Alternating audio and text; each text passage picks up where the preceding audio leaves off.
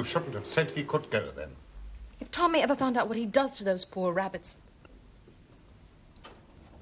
What's the matter with the rabbits? Oh, he uses them for drugs, tests, experiments. All that sort of thing. What about the people? Have you ever thought about the suffering and torment they go through? Can you imagine what it's like to get used to a drug and then have it taken away from you? People have gone raving mad. And all you can think about are the rabbits.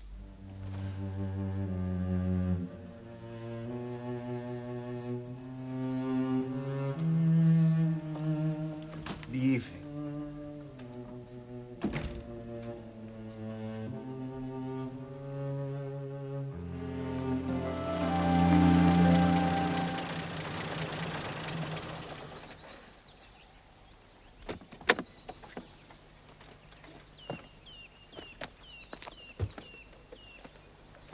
Everything all right then, Hawkins? Yes, my lady. She's been thoroughly overhauled. That's all right then. Quite a bus you've got there. Yes, sir.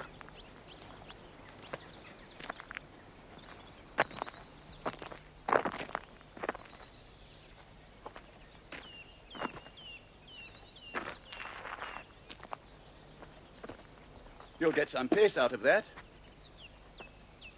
I do. You'll put up at the Anglers Arms in Staveley, Hawkins. I'll telephone you tomorrow if I want the car. Fancy a game of croquet before tea? Only if you promise to let me beat you. Has the young lady had many accidents? More of a danger to herself than other people. Ah, it's women, in it. Oi, woman behind the wheel. Well, it's hardly natural, is it? Still, she's lucky to end up where she did. It's a nice house, Merroway Court. Only big place around here, is it? Well, it's the Grange. Been empty for years until he was taken over by this Canadian doctor. Nicholson, his name is. There's some very queer goings-on up there, if you ask me. Goings-on? Well, there's them as don't want to be there. And there's them as put away at the Grange by their relations. Oh, I assure you, Mr. Hawkins, the moanings and groanings and shriekings are going up there you wouldn't believe.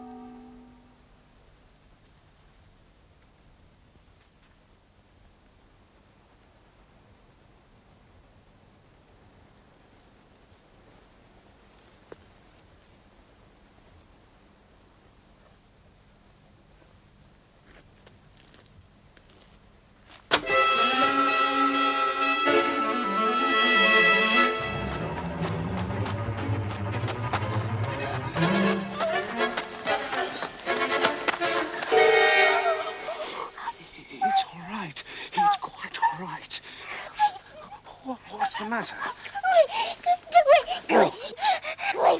No, I want to help you. No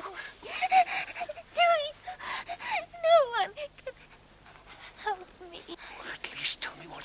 frightened. You're the girl in the photograph. They're coming. They're coming. You can't help me unless you go now. You must go now, please. Mr. Hawkins? Mr. Hawkins? Oh, yes. Sorry, I was miles away. You're wanted on the telephone.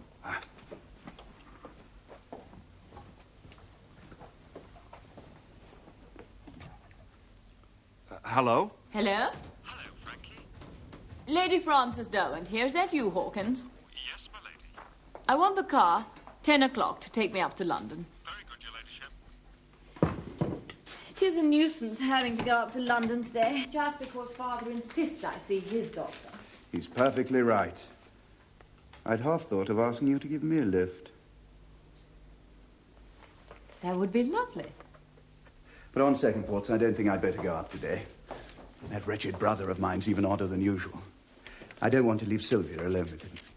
I can imagine how you feel. You will be back this evening. Yes, of course. Well, I'll look forward to that.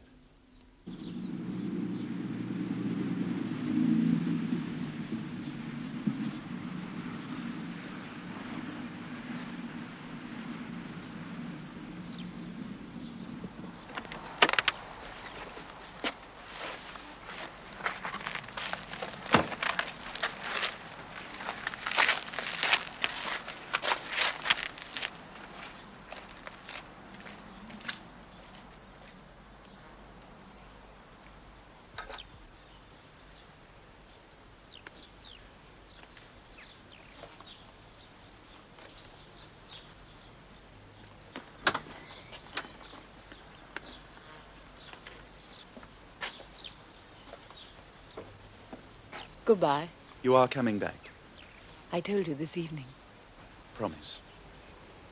I promise.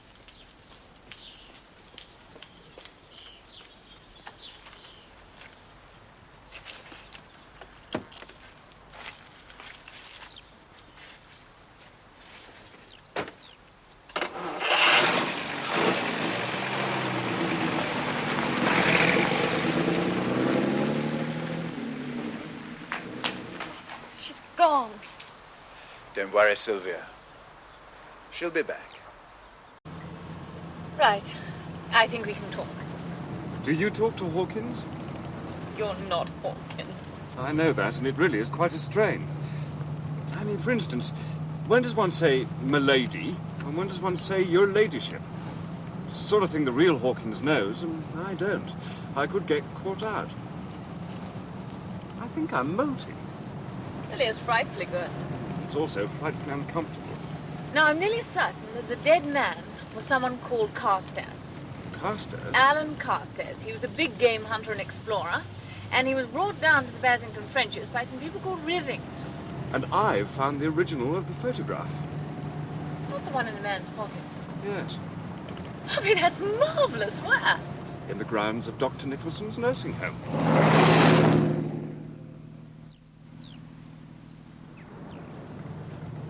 You know, I'm afraid of that man, Nicholson. I think he's definitely suspicious. You mean you don't like him? Well, Sylvia doesn't like him either. Frankie, what do you think's at the bottom of all this? Morphia. Morphia? It's the only thing that you and I and Dr. Nicholson have in common. I don't understand. It's too much of a coincidence. First, someone tries to poison you with morphia.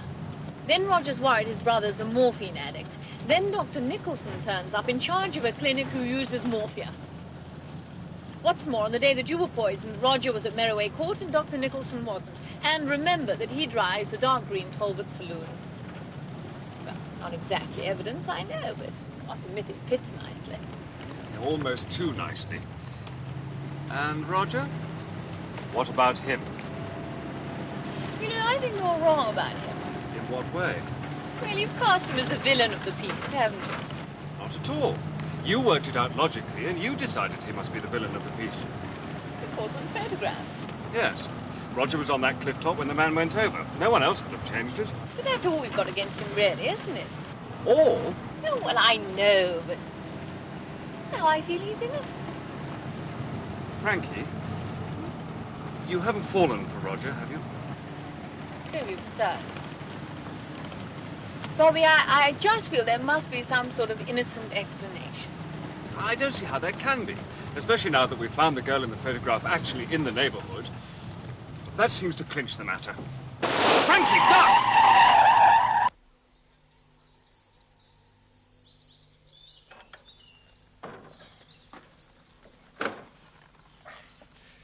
The question is, did Alan Carstairs get the Rivingtons to bring him down to Staveley deliberately, or was it just chance?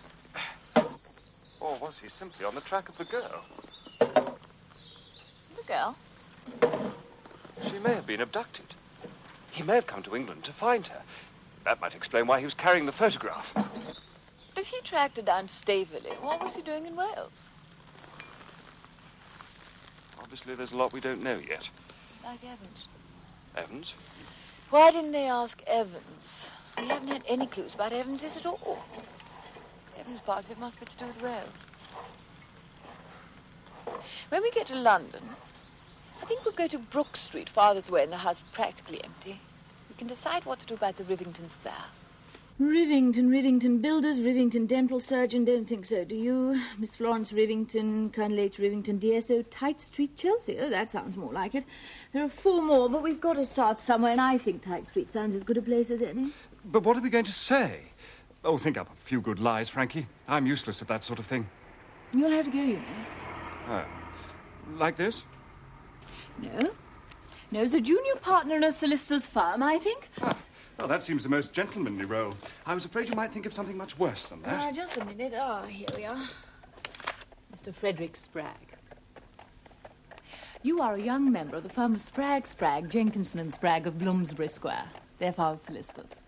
I suppose you'll have to stick with that moustache. I'm afraid it's sticking to me. And if you're borrowing father's solicitors, you'd better borrow his clothes. They'll sue me for false representation, or whatever it's called. No, they can't. The only living Spragg's about 100. Oh, Sloane 0629.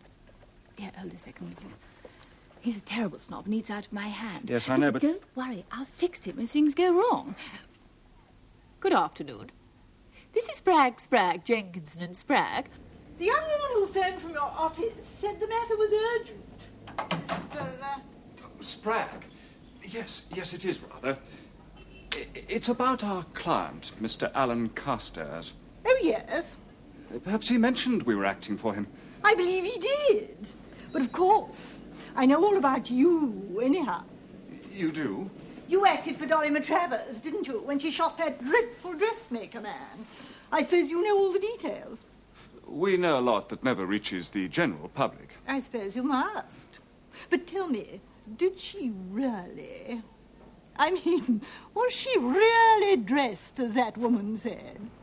The story was contradicted in court. Oh. Oh, I see. Well, do sit down. Thank you. Mind you... Now, about Mr. Carstairs. He left England very suddenly, as perhaps you know. No, I didn't know. We haven't seen him since. Ah. Mind you, I always had my suspicions about Dolly Travers. She did get off, Mrs. Rivington. Oh, but I ask you... To return to Mr. Carstairs, you saw him last when? Oh, 6 weeks ago, 2 months. I really can't remember. But surely, I thought... Oh, yes, of course I can. It is when we took him down to Staveley. He just arrived in England and we were going to Scotland. So I said to Hubert, let's take him down with us to the Bassington Frenches. They won't mind. So we did, and of course they didn't. He didn't know the Bassington Frenches? No, but I think he liked them. Though something seemed to upset him. He was very quiet and moody on the way home. But then, of course, he's a Canadian. Canadians are so awfully touchy, don't you think? You don't know what it was that upset him? I haven't the least idea. Did he meet any of the neighbours? Go for a walk, anything like that? No, it's just ourselves and them. Ah. But it's odd you're saying that, because he did ask an awful lot of questions about some people who lived nearby. A doctor, something or other. Nicholson? Oh, do you know him? Well, I have had occasion... I must say, he sounds absolutely fascinating. Did Mr. Carstairs know the Nicholsons? No. And that's what made it so odd, because he wasn't a curious man as a rule. But he wanted to know all about them, how long they'd lived there, where they came from, all that sort of thing. Did he say why he himself was in England? No. But we thought, Hubert and I, that it might be something to do with that poor millionaire friend of his who died so tragically. Now, what was his name, you know? Savage. John Savage. Alan was very upset about that. Do you know, some doctor actually told the poor man that he had cancer, and he killed himself. Disgraceful. I mean, only last spring our doctor told poor Hubert that he had mumps, when all it was swollen glands. Thank God. To return to Mr. Carstairs, we're trying to trace him rather urgently, you see, and he hasn't left an address. And when we heard him mention that he was a friend of yours, we thought you might be able to help us. Oh, I see. No, I'm afraid I can't. We haven't seen him since. Ah. Well, thank you very much, Mrs. Rivington. I do apologize for having taken up so much of your time. It's so interesting, I think, the way the legal mind operates. And, of course, it's fascinating to know that Dolly Matravers really did. Mrs. Rivington, I said nothing at all. Yes, but then you lawyers are always so discreet, aren't you? So it was just chance who took him to the Basington Frances. And that while he was there, someone mentioned the Nicholsons. You see, it is Nicholson who's at the heart of the mystery, not Roger. Oh, looks quiet. I wonder where they all are. He wasn't expecting you back so soon. He's probably out pushing people over cliffs. Thank you, Hawkins. That'll be all. I'll telephone you when I need you.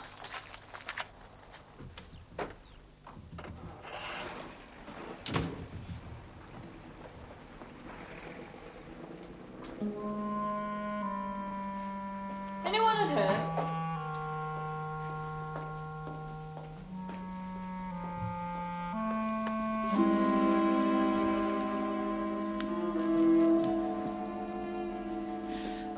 I interrupted you. I came back sooner than I meant. Mrs. Basington French is very upset. Yes. I rather gathered that. She had to know the truth. I want her to persuade her husband to place himself entirely in my hands. If she should mention the matter to you... I hardly think she will do. If she should, try to persuade her that it really would be best. You see, an addict can destroy not only himself, Lady Frances. He can destroy everything he loves best.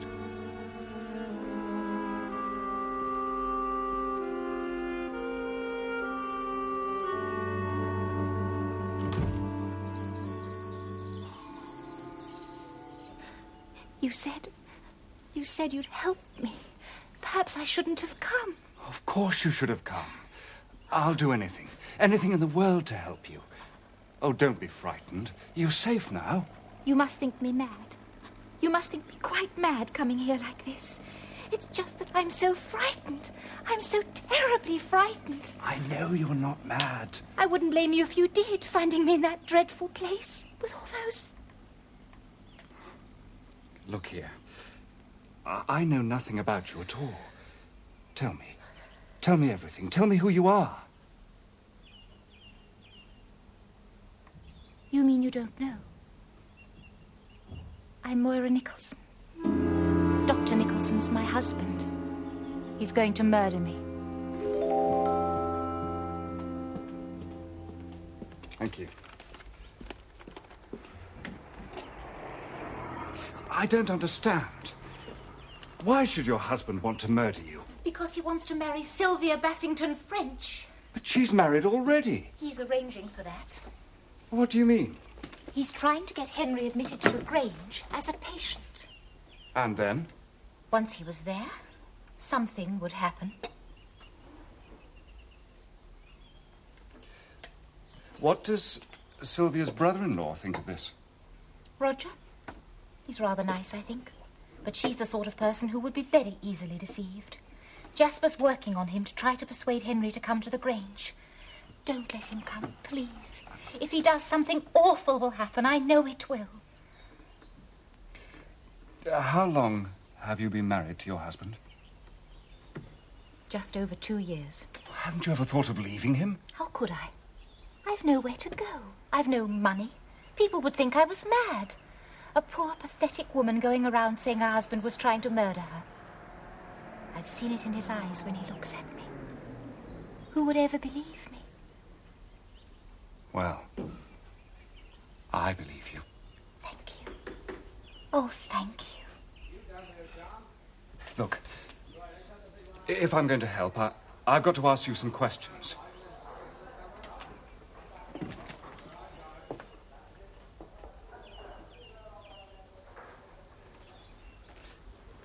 Did you ever know a man called Alan Carstairs? Yes. You knew him before you were married? Yes. Did you at some time or other give him your photograph? Yes. Has he been here to see you since you were married? A few weeks ago. Did your husband know of this? No. Are you sure? I don't understand. Would you say your husband was a jealous man? Jealous? No. Possessive? Yes. Why are you asking me all these questions? Well, look, there's a lot I have to tell you, but it isn't safe to go on talking here. And besides, you've got to meet Frankie. Lady Frances Derwent? I thought you were her chauffeur. The landlord said you... Trust me, I'll explain about that too. But we've got to find some place to talk where there's no danger of being overheard.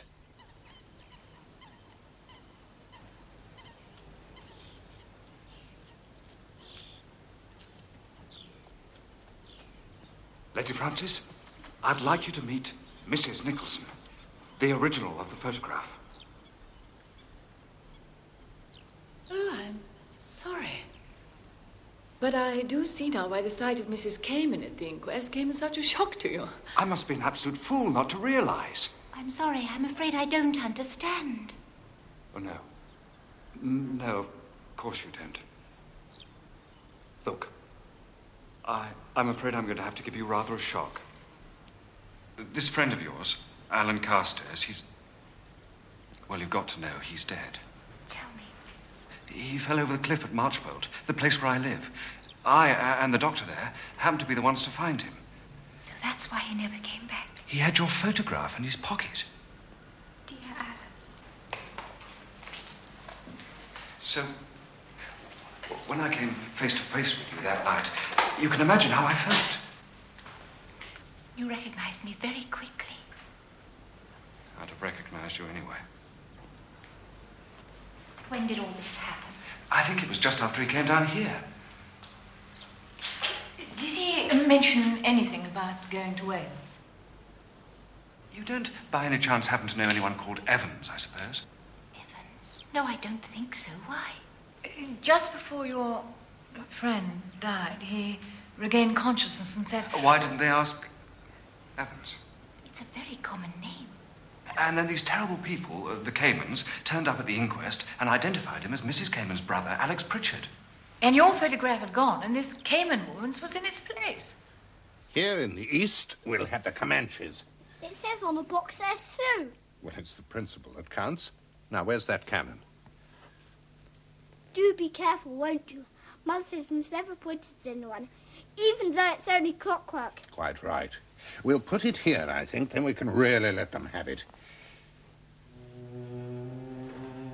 You do it, old boy, will you? Just about there, I think.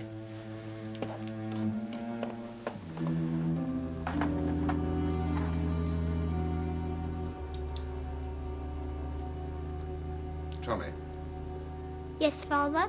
I just wanted to say, if ever I seem a bit, well, you know, short-tempered, doesn't mean anything, you know. Don't always feel very well. Nothing personal, you understand? I think so, Father. Henry, I need to talk to you. I was just watching for the post, my dear. He's not due for nearly an hour. Tommy, if you go down to the kitchen with Mary, Cook has a surprise for you. Come along, Master Tommy. What's the surprise, Mary? Don't want to spoil it by telling.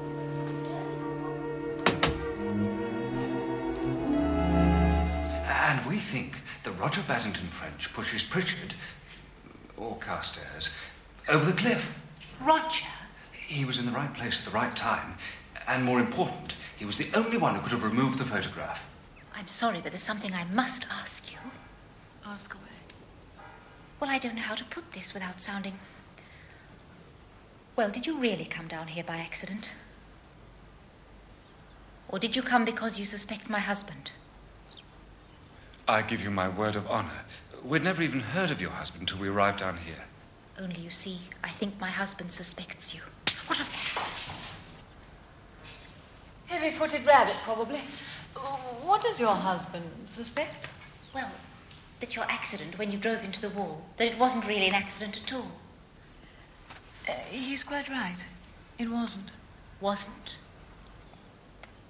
I drove into the wall on purpose, and Bobby came down and pretended to be my chauffeur. The whole thing was staged because Bobby wanted to, well, how does one put it, get a line on Roger Basington French. I'm sorry, but I think that's absurd. Roger's weak, wild perhaps, but pushing someone over a cliff, I mean, why should he? He and Alan Carstairs had only met once at lunch at Merroway Court. There's no motive. I just don't believe it. And I don't believe it either. The fact remains he's the only one who could have taken your photograph. There's an easy way to settle it. Why don't you ask him? How on earth did you come to guess that? You did? Yes, I had to. But why? Well, now, here am I mounted guard over a stranger's dead body. I see a photograph sticking out of his jacket pocket. I look at it. I can't believe it. It's the photograph of a woman I know. A married woman. And a woman I suspect is not too happily married. What's to be done? An inquest? Publicity? I acted on impulse. Took the photograph and tore it up. So that's it. If only you knew. Knew what? I can't tell you at the moment. But please trust me. I do see now why you took the photograph, but was there any objection to saying that you recognized the man, that you met him down here only the week before? My dear girl, are you quite mad? Alan Carstairs. You did meet Alan Carstairs? The man who came down with the Rivingtons. The dead man wasn't Alan Carstairs. Oh, but he was. You must have recognized him. No, I didn't see his face. He had a handkerchief spread over it. How beautifully and curious men are.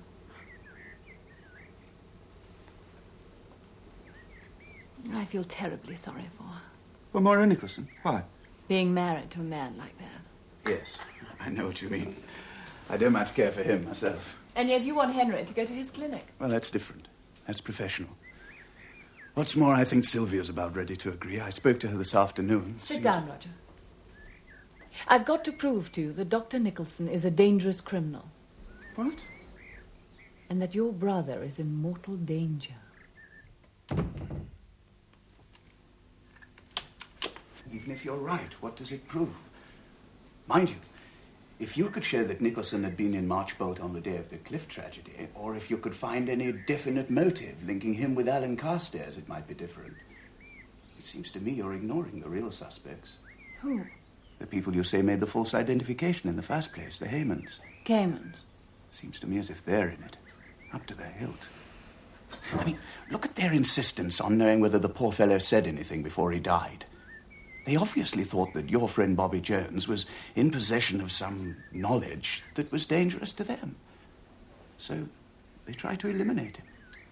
Bobby says it's absolutely grim. You don't think they'll try again if they get on his track? Then we must get on to theirs first. I can't think why we haven't done so before. Now you know what Moira thinks her husband is up to. Do you still think your brother should go to the grave? Oh, Roger, I've been looking for you everywhere. Oh, would you like me to? No, Frankie, don't go. There's no point, is there? You know all there is to know. Oh, I've been blind. Blind. You both saw what I never even suspected. Or was it simply that I closed my eyes to it because I didn't want to see? Couldn't see. All I knew was that Henry had changed so, but I never suspected the reason. But it's going to be all right, Roger. He's agreed. He'll go to the Grange and he'll put himself and Dr. Nicholson... No. Oh, no. There are other places not so near at hand. But half an hour ago you were all for Henry's going to the Grange. Why have you changed your mind? It's simply that I've been thinking it over, and I think there are other places Well, that it's might... no good. I want Henry and Dr. Nicholson's care and no one else's. Just let me telephone him one more time. But I shan't change my mind, Roger.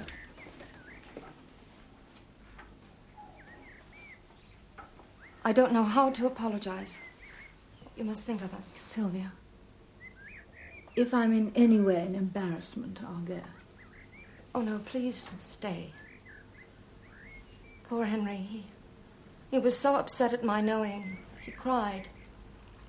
He promised he'd do anything he could for my sake and for Tommy's. I'm sure he will. Dr. Nicholson's warned me not to count on promises. I've said such dreadful things about that man, yet when it was necessary, he was the one person who told me the truth. We all change our mind sometime or other. Look, I know I haven't paid last month's bill, but you can't run a second-hand car shop without spare parts. I'm not asking you to throw good money after bad. Just... but... Excuse me. Just think of it as an investment. Nicholson's out. I left a message. I still don't understand. You suggested this plan. It's all been arranged and Henry's consented. Sylvia, I am Henry's brother. What was that? Sounded like... Tommy!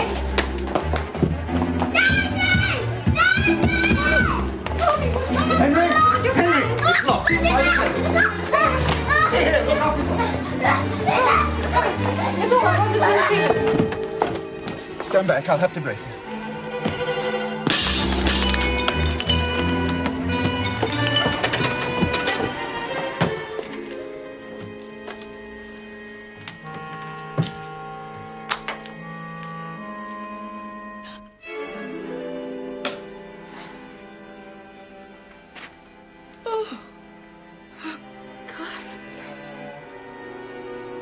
I feel this is the best way out.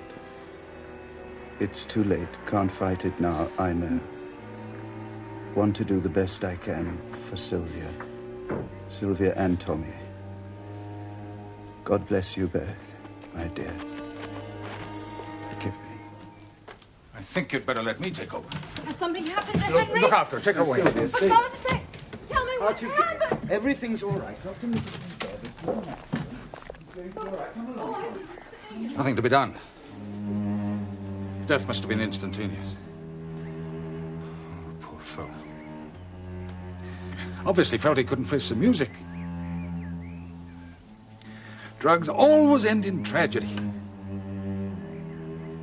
Always.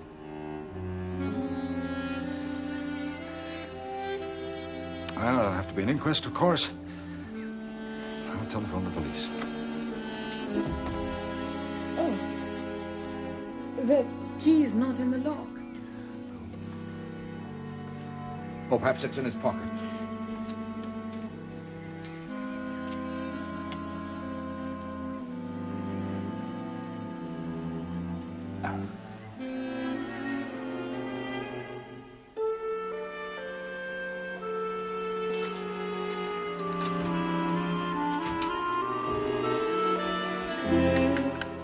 Operator. Operator! This is Dr. Nicholson of the Grange. Put me through to the police station at once. Is it well? What are they doing? There's been a fatality at Merroway Court. Get over here first and check with the police surgeon. I'd better call my chauffeur. The sooner I go. No, please, don't do that, Lady Frances. Sylvia will need a friend with her tonight. Preferably a woman. If you think I can be of any help.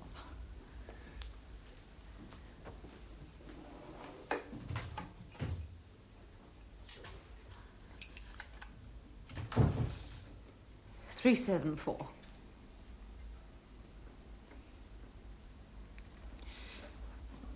This is Lady Frances Derwent. Could you bring my chauffeur to the phone, please? Milady? Something awful's happened. We must meet. Tomorrow. Same time, same place as today. Frankie, are you all right? Oh, Lady Frances, could you give me a hand to get Sylvia upstairs, please? Henry? No, Sylvia, Sylvia! Henry? No, Sylvia, please! Henry! Sylvia, Come and calm yourself. You'll be feeling much better.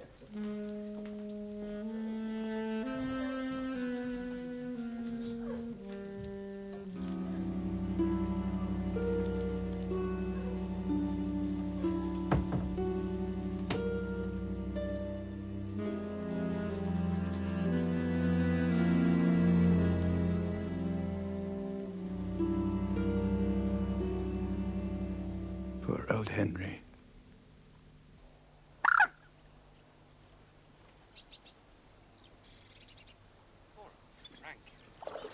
It sounds absolutely ghastly. Grim.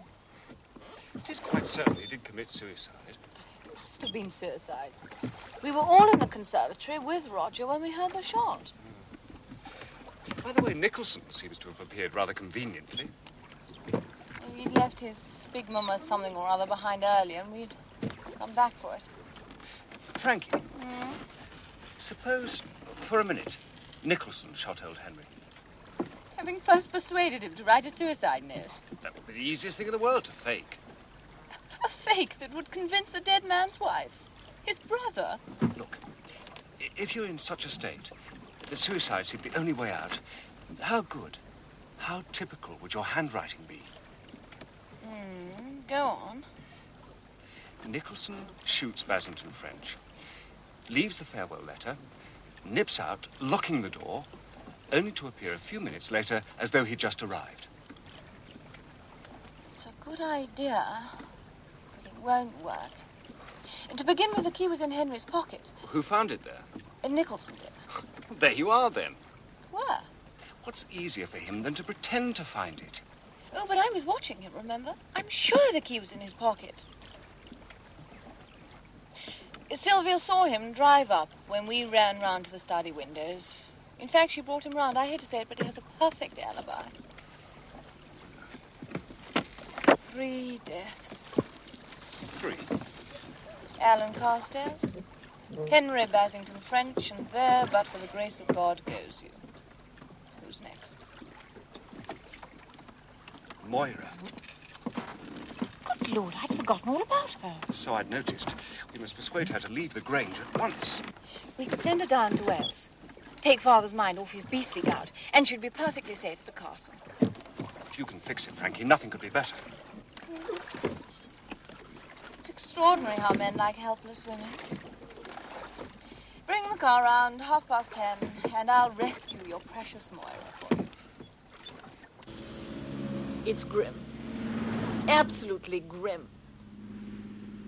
Starts off as some sort of adventure. Why didn't they ask Evans? Well, why didn't they?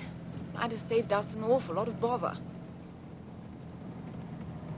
Poor little boy. I've an idea about Evans.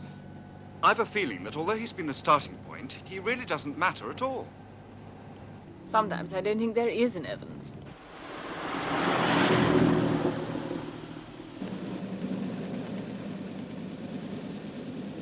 It's rather creepy, isn't it? I don't wonder Moira gets the horrors here.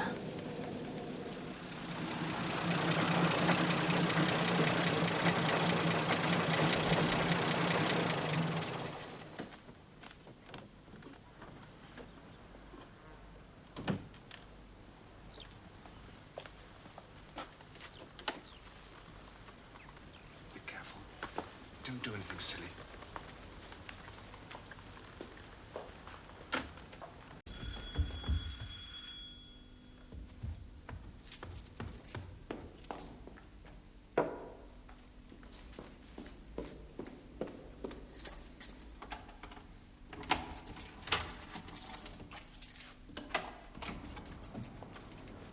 I've called to see Mrs. Nicholson.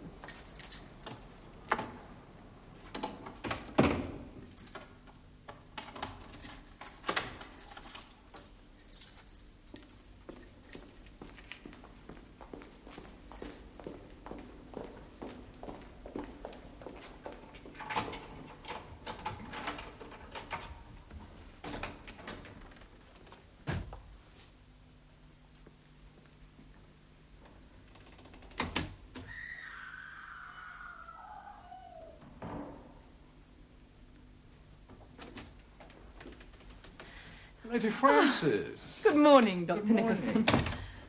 Oh, you don't come with bad news about Sylvia, I hope. No, she was still asleep when I left. Well, eventually she will have to face the brutal reality of her husband's death, but for the first few days we must try to soften the shock, the sense of loss.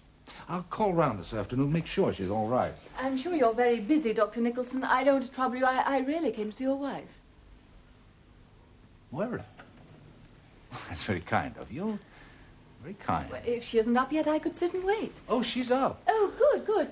I want to persuade her to come to me for a visit to Derwent Castle. She's practically promised her. Really? Well, I had no idea that you'd met my wife, Lady Frances. I met her yesterday, when I was out walking, and I recognized her at once from her photograph at Meroway. She said she'd never been to our part of Wales, so I thought, well, there's no time like the present, don't you agree? I'm sure my wife would have enjoyed that very much indeed. Would have. Unfortunately, she went away this morning. Went away? Just for a little change. You don't know where she's gone? London, I imagine. You know, shops, theatres, you know, the sort of thing. Good. Well, I'm on my way to London now. If you'll give me her address, I could call on her this afternoon. Well, she usually stays at the Savoy, but in any case, I shall be hearing from her in a day or so. I believe in perfect liberty between husband and wife. Yes, I think the Savoy will be the most likely place for you to find her. So very kind of you to think of asking my wife to stay, Lady Frances.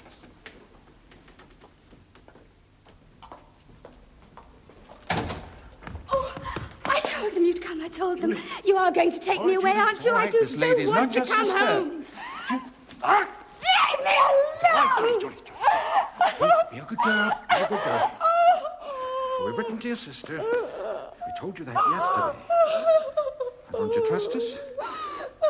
Nurse, would you show Lady Frances out, please? Come on. Let's go upstairs.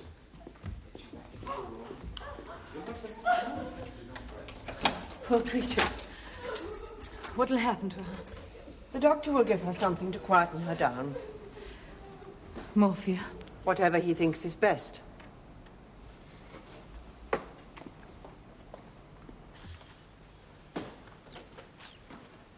Drive round the corner. Up a track or something. We've got to talk.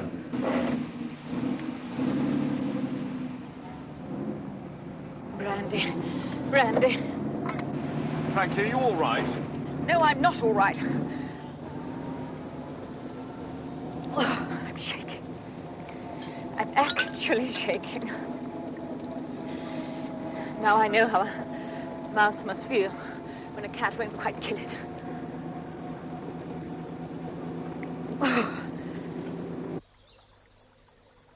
Gone away? When? This morning, he said. I don't believe it. Maury would never have left without letting us know. Where's she supposed to be? He says he doesn't know. She may be at the Savoy. On the other hand, she may not be. He believes in perfect liberty between husband and wife. I knew it. We should never have let her go back there yesterday. Bobby. You don't think she's dead, do you?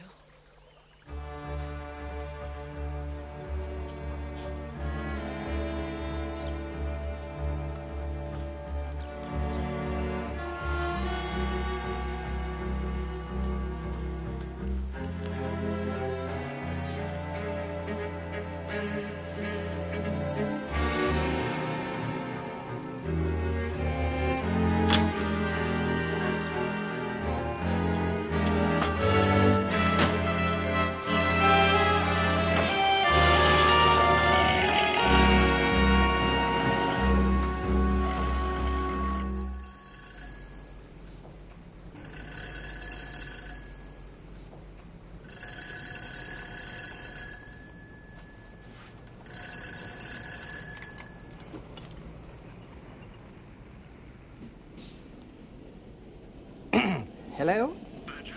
Bobby! Thank heaven, the friendly voice at last. Listen, I need your help. Meet me at that cafe, Fred's or whatever it's called, in 3/4 of an hour. Come on the motorbike and bring me some clothes. Oh, and Badger, in my suitcase you'll find my old service revolver. A gun? Robert Jones, I don't like the sound of that at all. Oh, don't worry. I know what I'm doing. But you do see, don't you? If Moira's in that house, I've got to get her out. You will be careful. Yes. Yes, of course. Now, I think Hawkins, the chauffeur, will have to disappear. I'll move over to the station hotel at Ambledover. It's only a few miles away from the Grange. But if you're not Hawkins, who are you if I have to get hold of you? I quite like being Mr. Spragg. I think I'm going to do a little sleuthing of my own. Oh, frankly... Follow up Roger's hunch. The Caymans.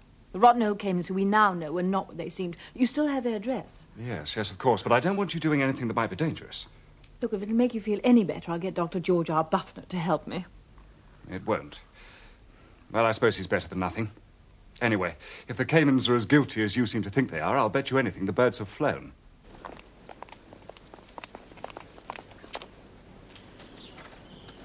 As the Caymans have obviously fled, can't we go to lunch? Don't give up so easily, George.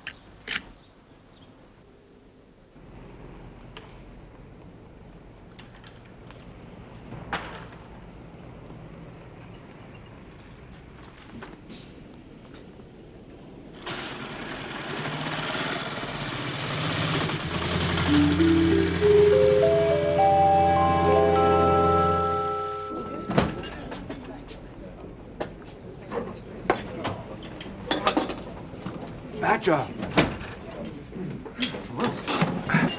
I've wrapped your gun in your pajamas. Oh, well, I don't want it now, you fool.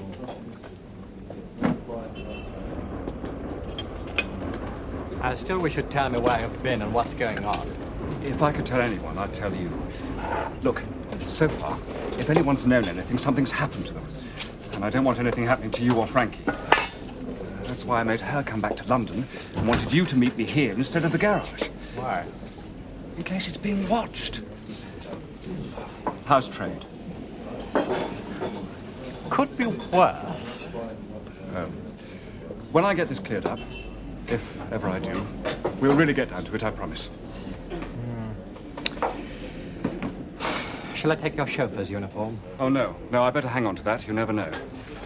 Well, I'd better get back to Staveley, I suppose. Ah. Oh, forget I said that, would you? Well, here we are.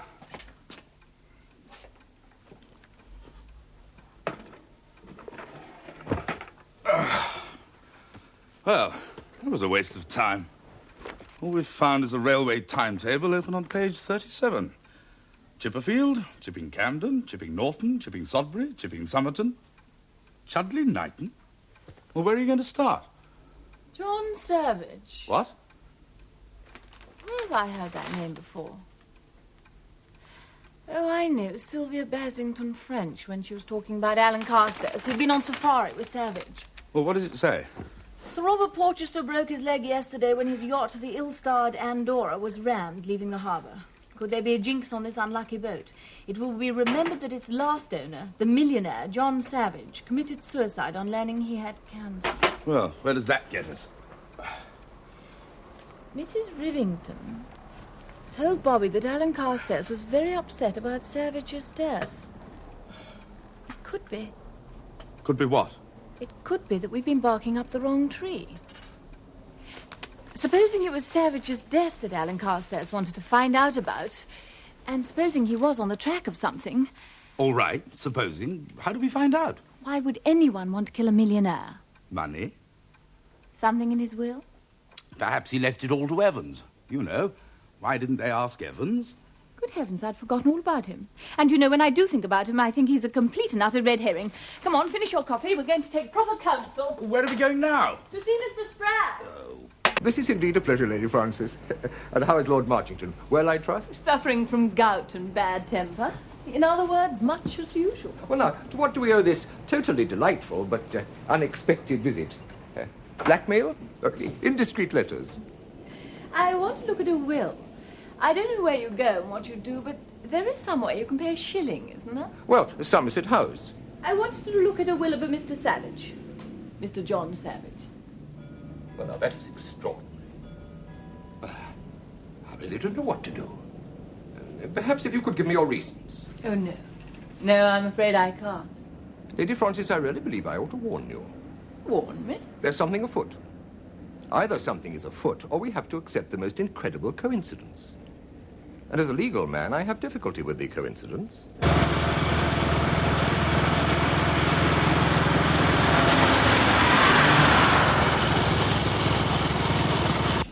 I have been impersonated, Lady Frances. What do you say to that? How did you find out? You know something of this business. Yes, I'm afraid I do. Oh, this is all my fault. It was just a joke. We wanted something to do. And who had the idea of passing himself off as me? Room number 6, Mr. Spragg. Thank you. Mr. Spragg, it wasn't just anyone passing themselves off as you. Actually, it was the young Duke of... No, I mustn't mention any names. It just wouldn't be fair. Oh, you bright young people, what troubles you land yourselves in. High spirits can sometimes lead to complications that can be extremely difficult to settle out of court. I feel terribly ashamed. I suppose it was Mrs. Rivington who gave us away. Oh, dear, what exactly did she tell you?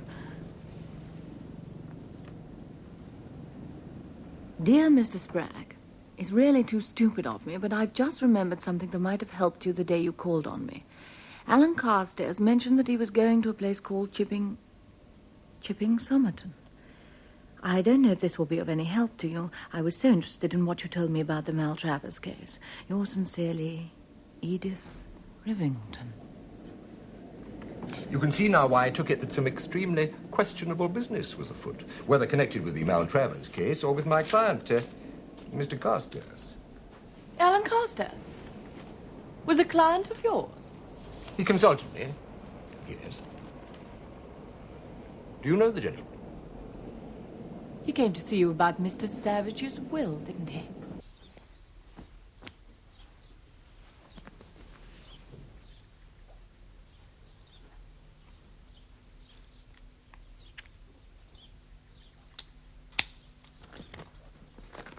I gave him my opinion that nothing could be done about the will unless Mr. Savage's relatives, neither close to second cousins living in Australia, were prepared to contest it.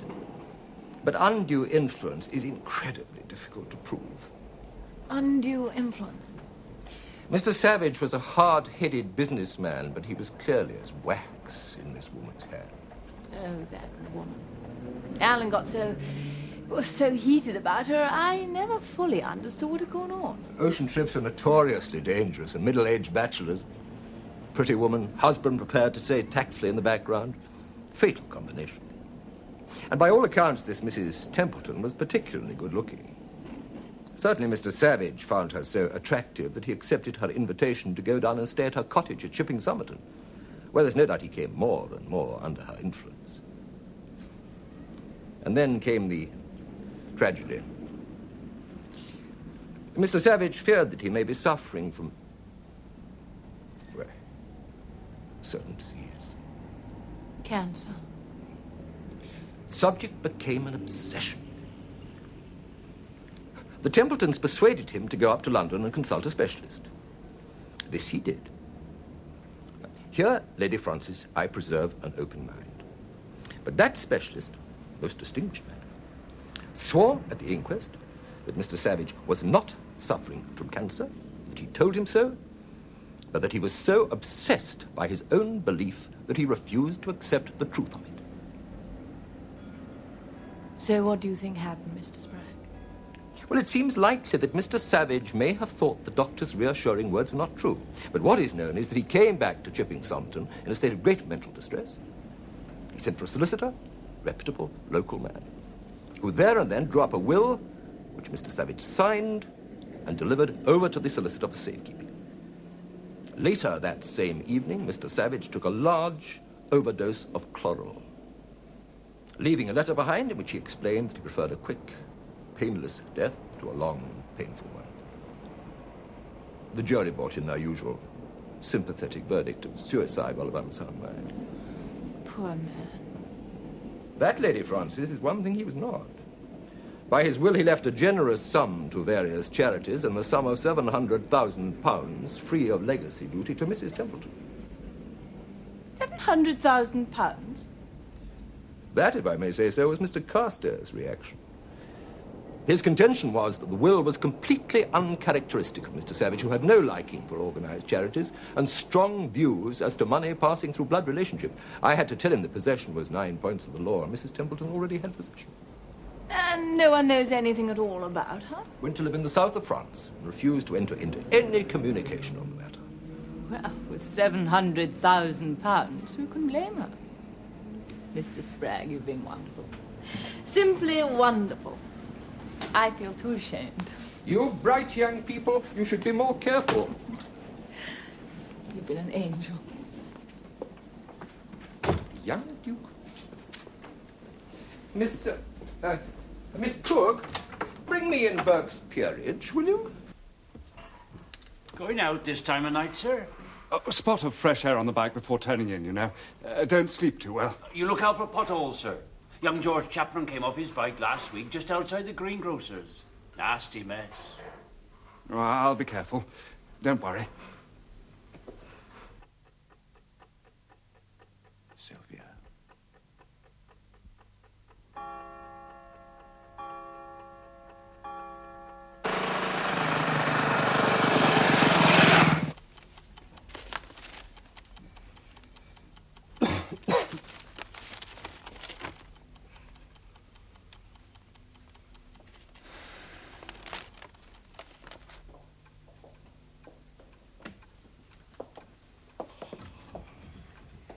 Nightcap, George. No, thanks. Early start tomorrow.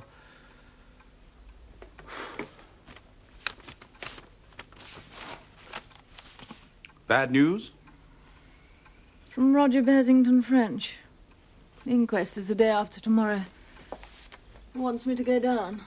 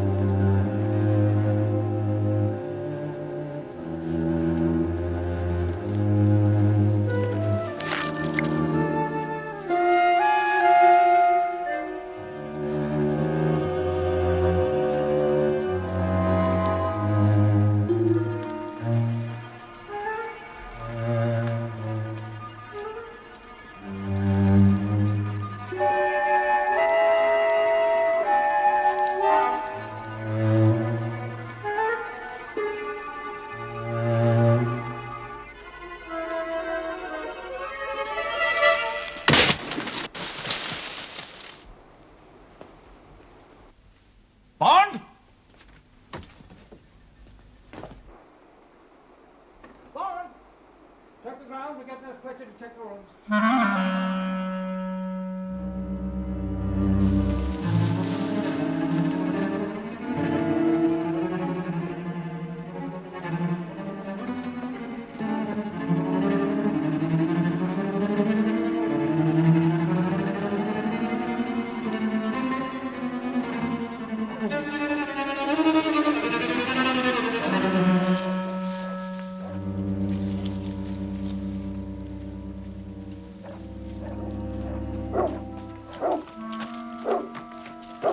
Nothing this way. Only the limb of that old cedar tree down. Gate's been left open. Nothing else. I reckon it's all clear this way. That's the trouble with working with loonies. You end up hearing things.